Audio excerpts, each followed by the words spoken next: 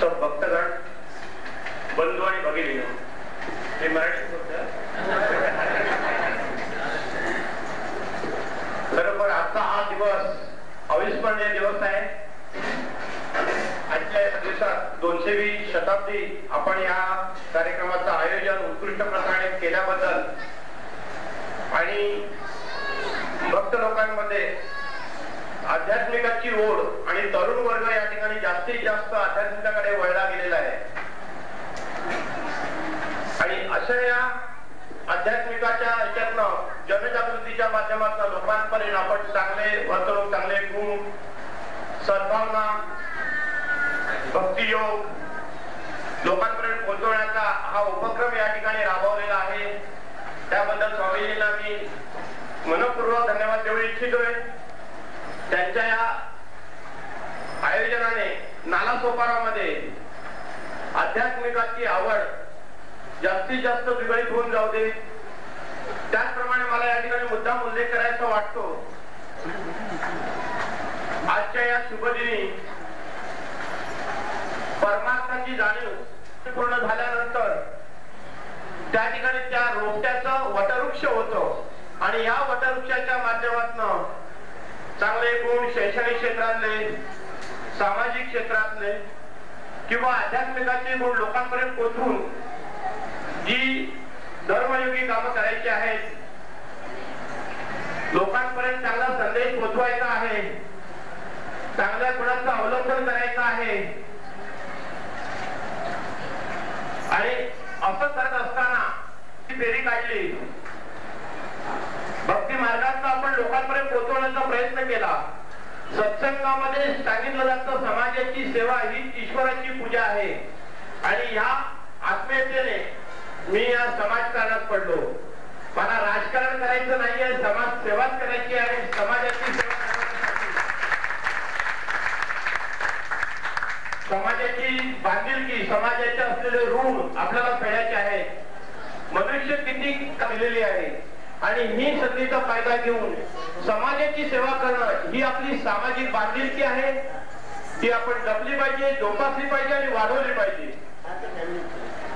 सत्संगातनं हे सांगितलं जातं की समाजाचे जे काही ऋण आहेत ते तुम्ही फेडले पाहिजेत. सारं जग कमावलं आणि आत्मा गमावलं तर काय कमावलं? सारं जग कमावलं आणि आत्मा गमावलं तर काय कमावलं? आपण आपल्या स्वतःच्या देहासाठी, म्हणून आत्मा कसला भुकेलेला आहे तो भक्तीचा. म्हणून भक्ती करणं हे फार महत्वाचं आहे. आणि आध्यात्मिक हे सांगितलं जातं की भक्ती मार्गात येताना तुम्ही प्रत्येक गोष्ट तोलून मापून बघितली पाहिजे. गुरु देखील चांगल्या प्रकारे तुम्ही शोधला पाहिजे. दगड असतो पण त्याला पैलू पाडले जातात आणि त्याच्यात तो डायमंड होतो. परंतु गुरु देखील शोधता आला पाहिजे. आणि ह्या स्वामीनारायण गुरु स्वामी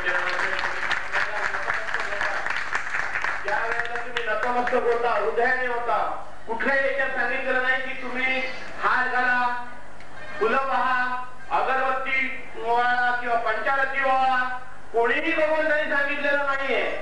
परंतु तुम्ही हृदयातला दिवा प्रज्वलित करा, अंतःकरणापासून देवाच्या चरणाशी जा आणि शरण जा. बघा तुमचा उद्धार झाल्याशिवाय राहणार नाही. ही आध्यात्मिकाची कास आहे आणि तुम्ही ती पकडली पाहिजे. आणि खास करून मला तरुण वर्गाला सांगायचं वाटतं, माणूस पूर्वी रिटायर झाला की आध्यात्मिकाकडे वळवायचा का? तर त्याचा वेळ जात नसे. रिटायर झाला ना, आता काही काम धंदा नाही, मग जयराम श्रीराम जय जयराम, तोपर्यंत त्याला रामाची किंवा स्वामीनारायणची कधी आठवण नसायची. परंतु तरुण वर्ग आता जो आध्यात्मिकाकडे वळलेला आहे. खरोखर जर तुमच्यासारखी लोक या पृथ्वी तलावावर असतील तर या पृथ्वी तलावाचा उद्धार झाल्याशिवाय राहणार नाही. कारण तुमच्यामध्ये आध्यात्मिकाचा जो वाद झालेला आहे, तुम्हाला स्वामींचं जे प्रवचन ऐकायला मिळतं, सत्संग तुम्हाला धरतोय, त्यांची एक नजर म्हणजे लाखो कुटुंबाचा संसार जो आहे ते उद्धाराकडे घेऊन जाण्याचा दृष्टिकोन असतो. यात स्वामित्व आलेलं आहे आणि हे स्वामित्व त्यांनी जपलेलं आहे, जोपासलेलं आहे. त्यांचा किती मोठा त्याग आहे. आपण संसारी जीवनातनं जे करतोय, परंतु आयुष्यभर आहे आपल्या समोर फक्त वैराग्याचं लक्ष घेऊन म्हणून ते आलेले आहेत, स्वामी म्हणून आलेले आहेत, पण ते देखील एक दैवत आहे. तर त्यांच्या चरणाची लीन व्हा, त्यांनी दिलेला मार्गदर्शन, त्यांच्या सांगितलेल्या चालीरूढी त्या पद्धतीने तुम्ही गेला तर खरोखर तुम्हाला तुमच्या जीवनाचा खरा आनंद उपभोगता येईल. माणूस करोडो रुपये कमवतो, परंतु आनंद कशात आहे तो त्याला कळलेला नाही. अध्यात्मकामध्ये हे शिकायला मिळतं. गरिबी काय ती आम्ही जवळने पाहिलेली आहे, श्रीमंती काय ती देखील आम्ही फार जवळून न्याहाळलेली आहे, पण आध्यात्मिकामध्ये जो आनंद मिळतोय तो कशातही मिळत नाही. ही वस्तुस्थिती आहे, हे शाश्वत आहे आणि हे कायमस्वरूपी टिकणार आहे. पैसा आज आहे आणि उद्या नाही. जे तुम्ही पुण्याची कामं करतात ते तुमच्या बँक मध्ये जमा होतं. ही पुण्याची बँक, बँकेमध्ये फ्रॉड होतो, जे पैसे लुटले जातात.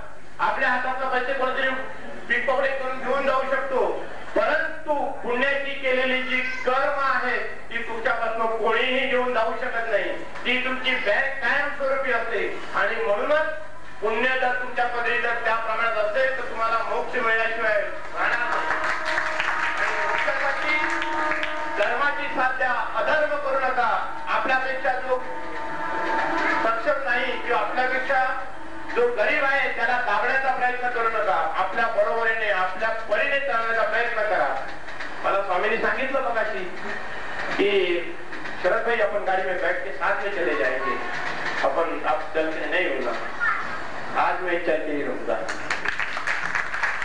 मेरा भाग्य है कि आज मेरे को इस फेरी के अंदर भगवान के साथ साथ चलने का अवसर मिला है. बहुत जिंदगी के अंदर बहुत कम अवसर ऐसे आते हैं कि हमें भगवान के साथ साथ चलने का मौका मिलता है. मला या ठिकाणी तुम्ही बोलवलं, सन्मानित केलं. स्वामींची कृपादृष्टी, त्यांचं प्रेम, त्यांच्या पाठीवर पडलेला हात मायेचा, त्याने तुम्हाला हात दिलेला आहे. हे माझं कवच कुंडल आहे आणि ह्या कवच कुंडलामधून त्याचा मी कुठल्याही प्रकारचा दुरुपयोग न करता समाज कल्याणकारी जी काही कामं आहेत, मग नगरपालिकेच्या माध्यमातून मी समाजसेवक म्हणून किंवा नगरसेवक म्हणून जी समाजाची माझी बांधिलकी आहे, जी कामं आहेत, रोड असू दे, गटार असू दे, पाणी असू दे, वीज असू द्या, ज्या माध्यमातून मला जनतेची सेवा ज्या माध्यमातून करण्याचा मौका मिळेल आणि त्याची तुम्ही करणारच, त्याच्यात दुमत नाही. परंतु जाता जाता एवढंच सांगतोय की स्वामींनी दिलेला आदर्श, जी धून आपल्या नसा नसात, कणा कणात, श्वासा श्वासामध्ये ती धून असली पाहिजे. जय स्वामीनारायण, जय स्वामीनारायण.